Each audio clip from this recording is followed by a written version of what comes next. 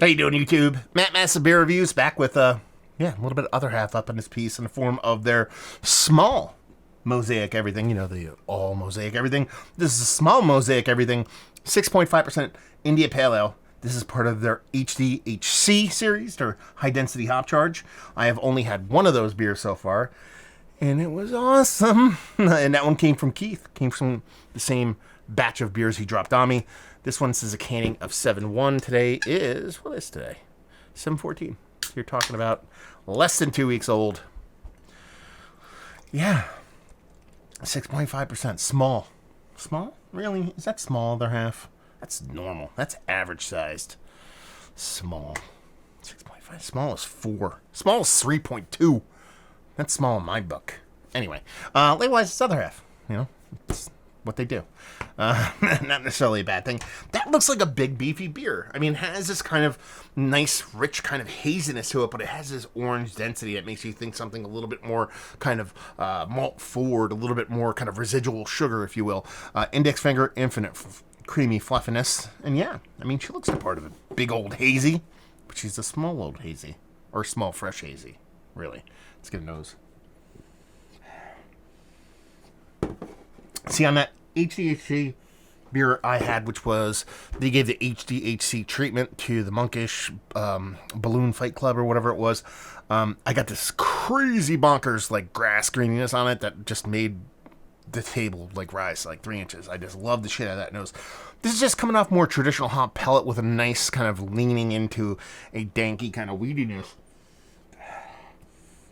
Yeah, nice soft sweetness in there. It's probably more of a tropical fruit citrus kind of blend when it comes to the fruit and the hazy. I mean, she smells pretty good. Let's dive in. Cheers.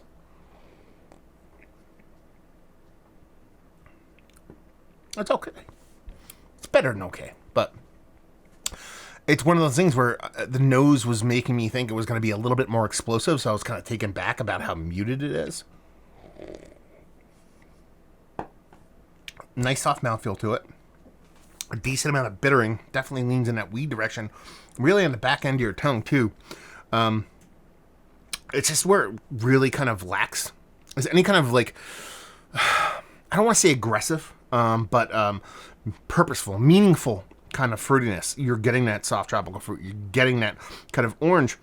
But it's much more watered down, much more muted than what you'd expect. Not just from the nose of the beer, but kind of what other half kind of does. You're talking about this kind of high density hop charge.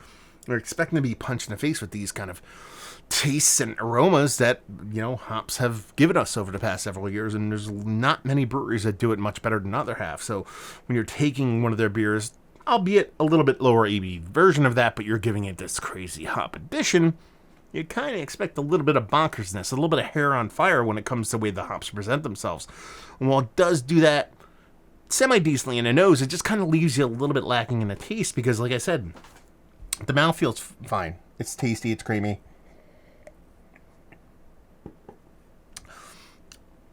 It's not overly sweet by any stretch of the imagination. Finish is a little bit dry. You get that little bit of danky weediness. It's just missing. You need to amplify that fruit portion of the show for it really to be kind of balanced. Not that it would be a traditionally balanced beer, but where the mouthfeel is and where that bittering component lies are much in the same kind of stratosphere as opposed to where that fruitiness portion of the show is. Much, much smaller, much lesser than what you come to expect, again, from the brewery and from the nose. That's pretty much it. I mean, what I'm trying to say is it's just a muted, fruit-forward, kind of hazy that shows a little bit in a couple different directions and just lacks in one. Let's talk about it. It's one of the better hazy pales. Hazy IPA, they call it an IPA. I guess IPA, 6.5%, that's proper.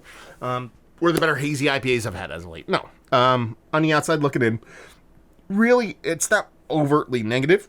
There's no kind of off flavor. It just is a void that needed to be filled, and it just wasn't. Value and availability, Keith, let us know what's what, and leave you with, if you like what, will you like this beer? I mean, if you like super crushers, but you want them a little bit higher ABV, this is what I expect. Let's put it this way. We'll get on my soapbox that I can't get off of. This is what I expect at the 3.4% hazy. You know, when I get to 3.4 to 4.2% hazy pale, this is exactly what I'm kind of expecting. So to get that at 6.5% just doesn't really make much sense. And that's for most breweries. When you're talking about the other half, people that kind of have a pretty good reputation at nailing these beers down. This one just a bit amiss. So if you want that lower ABV impact, but with a higher ABV actual level, there you go. So another review in the books. Hopefully you guys enjoyed it. Down there if you want to talk about it. Massive Beers if you want to check me out doing the social media stuff. Beer Massive. Want to check me out doing the whole podcasting thing, and hopefully you guys enjoyed the review. Hopefully enjoying a little hazy right now, and hopefully see you next time. Cheers.